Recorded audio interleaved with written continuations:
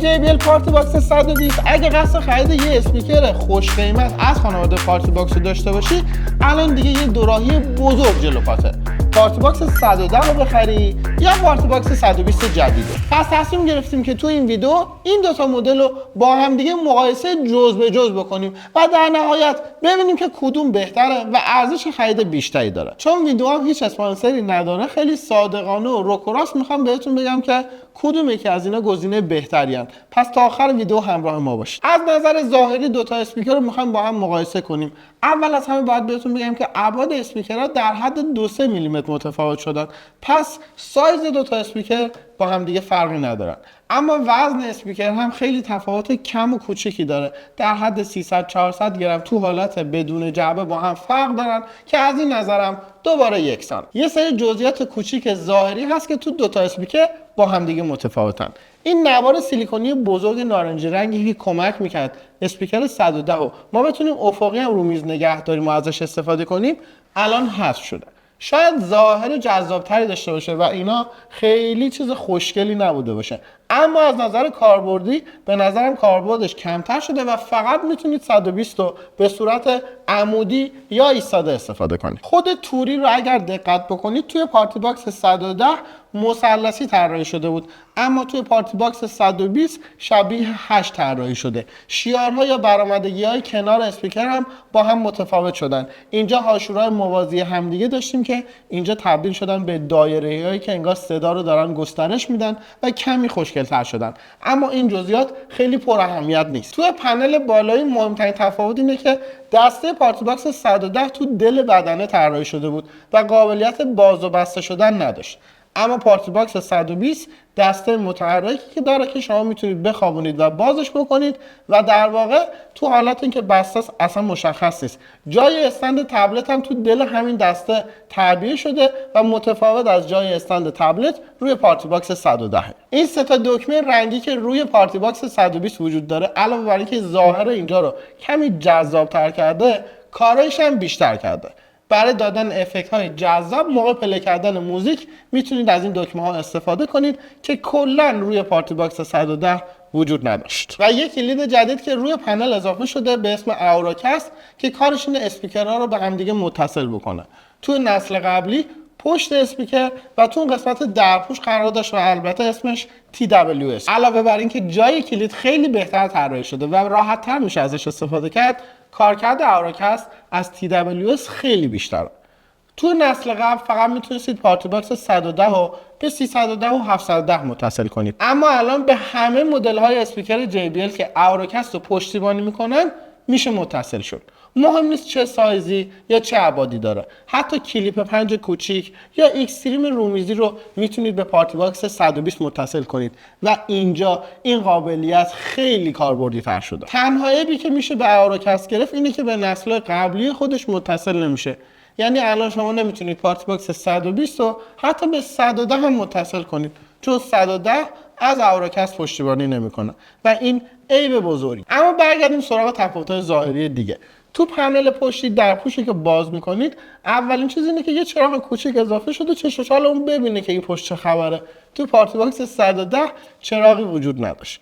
دوم تفاوت اینه که یه دونه قسمت اضافه شده، یه کلید که میتونی بین میکروفون و گیتار انتخاب بکنی که به پورت دوم ورودی چی رو داری متصل میکنی. تو پارتی باکس 110 یه پورت مخصوص میکروفون و یه پورت مخصوص گیتار بود، اما اینجا این آپشن رو داریم که دو تا میکروفون وصل کنیم یا یه میکروفون و یه گیتار متصل کنیم. بقیه ورودی‌ها یعنی پورت USB، پورت AUX، پورت ورودی و خروجی سیمی برای اتصال اسپیکرها به هم دیگه تفاوتی نکرده.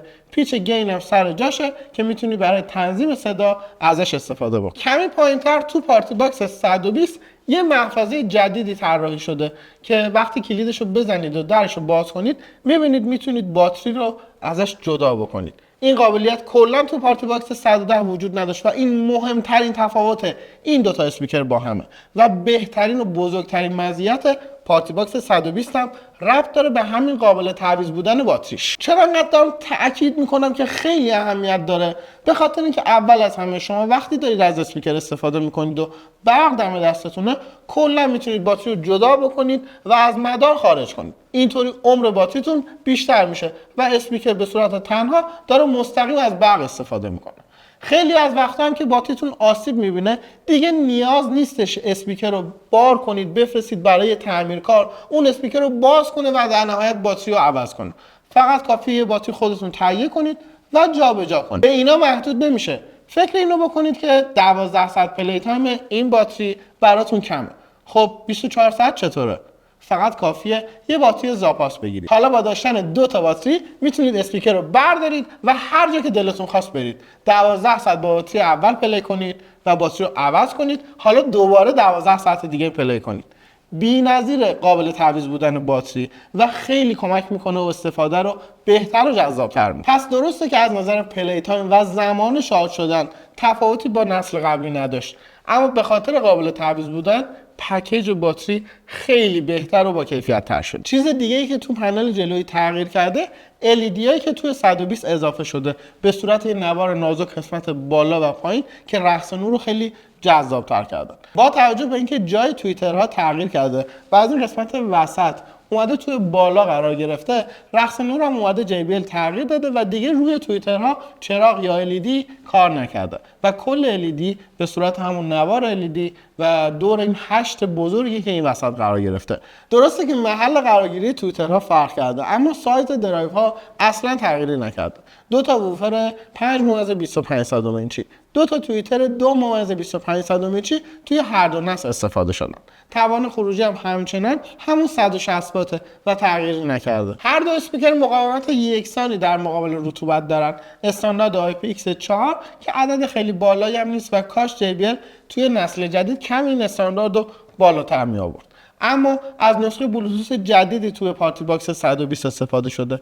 نسخه بلوتوث 120 5.4 که نسبت به 5.1 که تو 120 استفاده شده بود 3 نسل جدیدتره و کیفیت و پایداری بهتری توی ارتباط با گوشی داره. اپلیکیشنی که برای متصل کردن به گوشیتون استفاده میکنید فرقی نکرده، اسمش همون JBL پارتی باکسه و تو خود اپلیکیشن هم بیشتر قسمت‌ها یکسانه. مثلا اکولایزر، انتخاب صدای بیس یا کار کردن با قسمت نور که میتونید هم رنگ رو انتخاب کنید هم قسمت‌های مختلف رو خاموش و روشن کنید و تم‌های مختلف رو انتخاب بکنید یکسان و فرقی نکرده. اما یه گزینه افکت لب که در واقع یه چیزیه که روی خود موزیک میتونید تغییراتی داشته باشی، مثل کشیدن صدا یا تکرار شدن یه تیکه از موزیک، اون تو پارتی باکس 120 اضافه شده اما تو پارتی باکس 110 وجود نداشت. اما یکی از مهمترین سوالایی که تو ذهنتون احتمالاً اینه که صداشون چه فرقی کرده. از نظر کیفیت صدا، تفکیک صدا و حتی جزئیات ریز صدا چندین بار با هم دیگه مقایسه کردیم و احساس کردیم که تفاوت‌ها به شدت کم هستن، در حدی که باید صرف نظر کنیم از اینکه بگیم کیفیت صداشون متفاوته.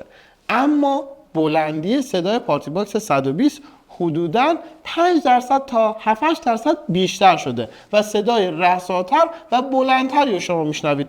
جالبه که سایز درایو تغییر نکرده، توان خروجی هم تغییر نکرده، اما در نهایت صدایی که دارید میشنوید پرتر و رساتره و اینجا هم شاید پارتی باکس 120 یه تغییر کوچولو کرده باشه. تنها مزیتی که پارتی باکس 120 داره اینه که از هوش مصنوعی هم استفاده کرده تا دیستورشن تو لول های مختلف صدا به حداقل ممکن برسونه و کیفیت پخش رو همیشه بالا نگه داره که این آپشن تو پارتی باکس 110 وجود نداشت. رسیدیم به جمع‌بندی هیلاتلی و جایی که باید انتخاب بکنیم اگه اواسط خرداد 1403 یعنی الان که این ویدیو داره ضبط میشه قصد خرید بین 2 تا اسپیکر 110 و 120 داشتیم، کدوم رو باید انتخاب بکنیم؟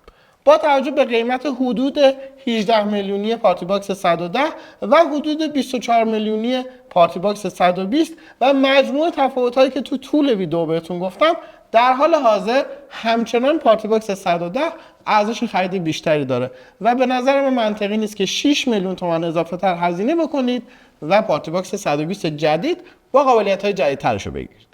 اما به محض اینکه 2-3 میلیون از قیمت 120 کاهش پیدا بکنه و قیمت این دوتا نزدیک به هم بشن، مطمئنا شک نکنید که ارزش داره کمی بیشتر هزینه بکنید و قابلیت‌های جدید پارتی باکس 120 رو تجربه کنید، مخصوصا ویژگی که مربوط به باتری و ریپلیسمنت موندن باتریش. پس در حال حاضر فقط برای کسایی که پلی تایم خیلی براشون مهمه و اهمیت زیادی داره توصیه میکنم که 120 رو تهیه کنن.